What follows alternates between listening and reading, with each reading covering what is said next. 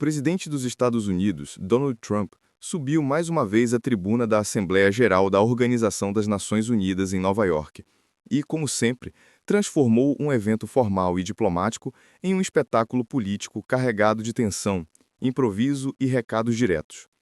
A terça-feira, dia 23, marcou um dos discursos mais comentados da sua nova fase na Casa Branca, tanto pela duração, que ultrapassou em muito os 15 minutos recomendados pela ONU, quanto pelo conteúdo inflamado, que variou entre elogios inesperados, ataques frontais e provocações à ordem internacional. Mas, acima de tudo, foi um discurso que teve como alvo privilegiado o Brasil, país citado não apenas como parceiro estratégico, mas também como exemplo de crise política e institucional. Para a direita brasileira, que observa com atenção os movimentos globais e busca reconhecimento para aquilo que enxerga como uma perseguição sistemática contra seus líderes e apoiadores, as palavras de Trump soaram como uma validação internacional de suas denúncias. Não se tratava apenas de um discurso de praxe, era um recado claro de que a maior potência mundial está de olho no que acontece em solo brasileiro e não hesitará em responder. Logo no início de sua fala, Trump deixou claro que havia se encontrado rapidamente com o presidente Luiz Inácio Lula da Silva nos corredores da ONU e que desse encontro teria surgido uma química excelente. A escolha dessa expressão, aparentemente leve, foi interpretada de diversas formas. Para alguns, foi apenas uma gentileza diplomática. Para outros, principalmente para analistas mais próximos da direita, foi um sinal de pragmatismo e até de ironia. Afinal, como elogiar Lula ao mesmo tempo em que se denuncia, de forma contundente, a perseguição judicial e política que ocorre no Brasil, atingindo principalmente os apoiadores do ex-presidente Jair Bolsonaro? Essa contradição aparente é um dos pontos que tornam a oratória de Trump tão particular. Ele sabe elogiar com uma mão e ferir com a outra, construindo uma narrativa em que deixa espaço tanto para a cooperação quanto para a crítica. O trecho em que mencionou Lula foi acompanhado de risos e expressões curiosas na plateia. Trump afirmou que ele parece um cara muito agradável e que só faz negócios com pessoas de quem gosta. Na lógica do empresário que virou presidente, o gosto pessoal e a afinidade têm peso real nas decisões políticas. O curioso é que, mesmo ao elogiar Lula, Trump fez questão de lembrar que seu governo impôs tarifas duríssimas ao Brasil, de até 50% sobre produtos importados, como forma de retaliação ao que chamou de caça às bruxas contra Bolsonaro. Ou seja, ainda que houvesse elogio pessoal, havia também um aviso claro: a diplomacia pode ser cordial, mas os interesses dos Estados Unidos e a defesa de princípios de liberdade política não serão sacrificados. Essas tarifas, que ficaram conhecidas no Brasil como o tarifaço, criaram um verdadeiro terremoto econômico e político. Foram quase 700 itens isentos, é verdade, preservando setores estratégicos, mas o impacto foi imediato em outras áreas.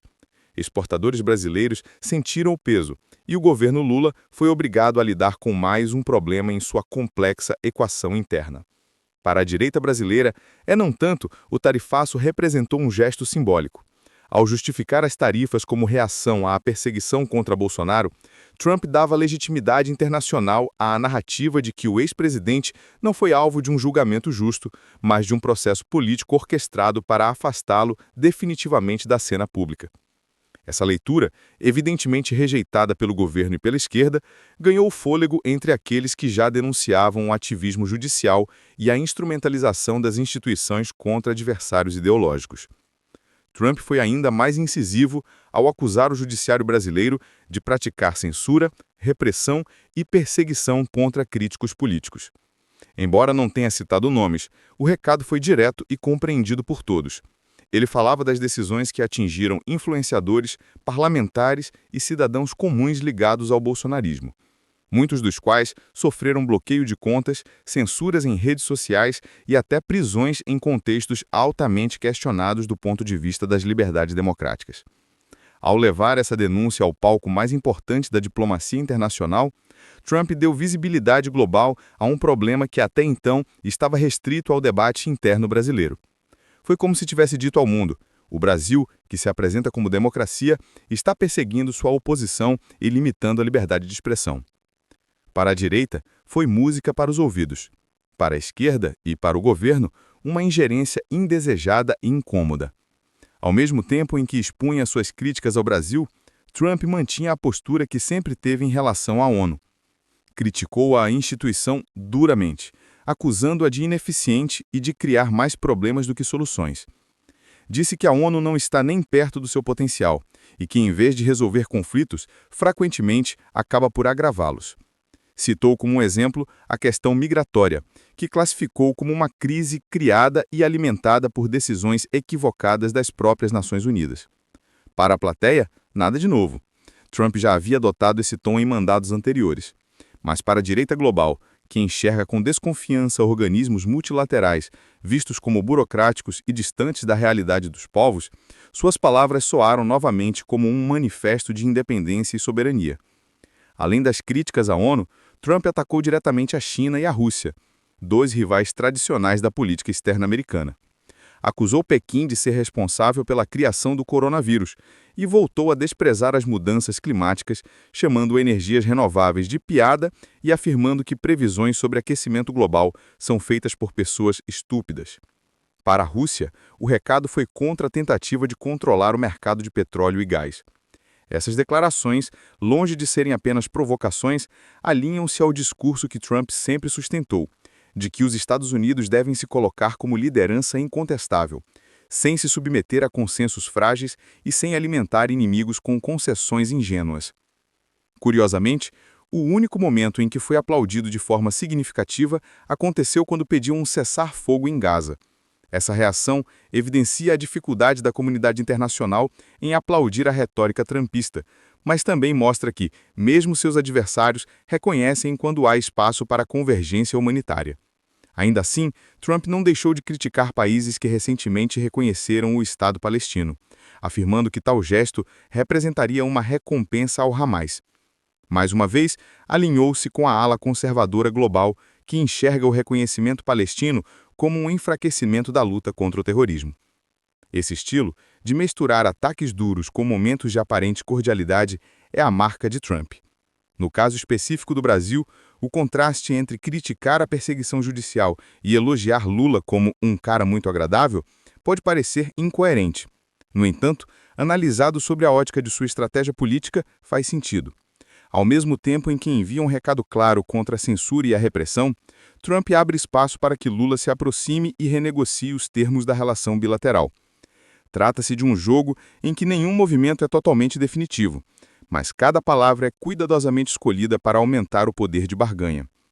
A direita brasileira, acostumada a ver seu discurso marginalizado em veículos de imprensa e em organismos internacionais, encontrou no discurso de Trump uma validação. Não foi apenas um gesto de apoio indireto a Bolsonaro, mas uma denúncia aberta de que algo de errado acontece nas instituições brasileiras. Ao levar esse tema à ONU, Trump quebrou um silêncio incômodo. Colocou no centro do debate mundial aquilo que muitos tentavam esconder: a perseguição a opositores e a manipulação do sistema judicial como ferramenta política. Ao longo de mais de uma hora de fala, Trump também exaltou os feitos de sua própria gestão, chamando os Estados Unidos de o país mais sexy do mundo e afirmando que vive uma era de ouro. Essa autoconfiança, que para críticos soa como arrogância, é vista por seus apoiadores como um sinal de força. Na direita brasileira, esse estilo ressoa positivamente. Um líder que não tem medo de exaltar sua nação, que não se curva a organismos internacionais e que fala de forma direta ao povo, sem filtros de tecnocracia ou de diplomacia excessiva. Essa mistura de pragmatismo econômico, dureza política e teatralidade midiática fez do discurso de Trump na ONU um marco não apenas para a política externa americana, mas também para a cena interna brasileira. O encontro anunciado com Lula, ainda que breve, será acompanhado de perto por analistas e pela mídia. Afinal, trata-se da primeira vez que os dois líderes conversam diretamente desde o início da crise gerada pelo tarifaço. Para a direita, será também a oportunidade de observar se Lula estará disposto a reconhecer que as medidas de Washington não vieram por acaso, mas como resposta a ações internas que extrapolaram os limites da democracia. O mais revelador, no entanto, é que Trump conseguiu, em uma única fala, recolocar o Brasil no centro das atenções internacionais, não pelo que tem de positivo, mas pelo que representa de ameaça à liberdade. E isso, por mais incômodo que seja para o governo, é algo que dificilmente será esquecido nos próximos meses. O impacto imediato do discurso de Trump foi sentido não apenas nos corredores da ONU, mas também nas redações, nos gabinetes políticos e nos mercados.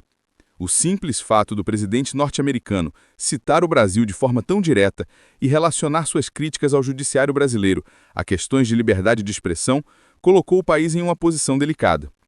Lula, que até então tentava consolidar sua imagem internacional como estadista respeitado, viu-se obrigado a conviver com as sombras das palavras de Trump, que ecoaram fortemente nas redes sociais, especialmente entre apoiadores da direita. Para esses grupos, a fala foi interpretada como uma vitória moral, uma prova de que o mundo começa a enxergar o que de fato acontece no Brasil. Enquanto isso, setores da esquerda reagiram com críticas previsíveis, acusando Trump de ingerência e de tentar manipular a política interna brasileira a favor de Jair Bolsonaro e de seus aliados.